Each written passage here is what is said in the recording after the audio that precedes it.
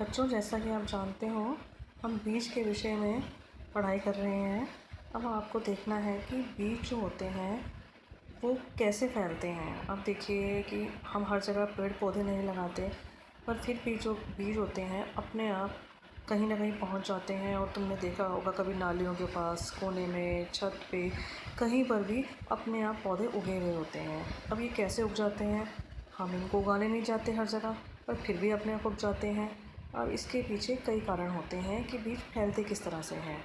अब इसके लिए देखिए, आपको कुछ चित्र बने हुए हैं, इसी से आप देख सकते हो। बाकी आप अपने आप सोचेंगे तो आप समझ जाएंगे। तो इसमें क्या है, अगर आप देखेंगे पहले जानवर जो हैं, जानवर आपको पता है, जैसे यहाँ गिलहरी बनी है, गिलहरी कुछ खा रही है, उसने कुछ खाया, खाने के बाद उसका बीज पेड़ पे बैठी है या कहीं पर भी है, दीवार पे है, बीज उसने जहाँ भी फेंक दिया वहाँ नया पौधा उग जाएगा।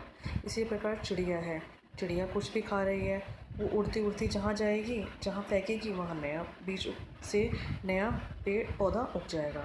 अगला है कि एक पानी है, नीचे पानी के ऊपर ये साथ में एक पेड़ लगा हुआ है, पेड़ में कोई फल है।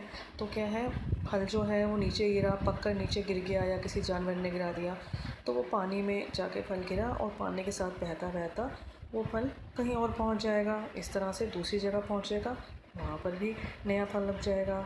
इसी तरह से आप देख सकते हो इंसान के द्वारा। इंसान से क्या होता है कि हम लोग कहीं गए, हमने अपना, तुम लोग स्कूल में भी आते हो, सेब खाया, अमरूद खाया, कुछ भी खाया और खाकर तुमने उसे कहीं पर भी फेंक दिया, जहाँ फेंका वहाँ पर नया पौधा उग जाएगा।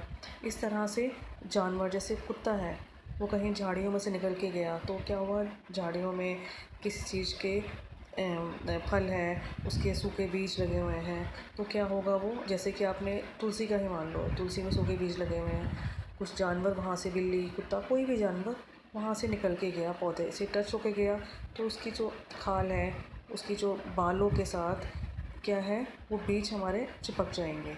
और उसके बाद वो कुत्ता जहाँ जाके बैठेगा या बिल्ली जहाँ भी जाएगी, वो जानवर जहाँ भी जाएगा, वो बीज उसके वहाँ पर गिर जाएंगे और वहाँ नया पौधा उग जाएगा।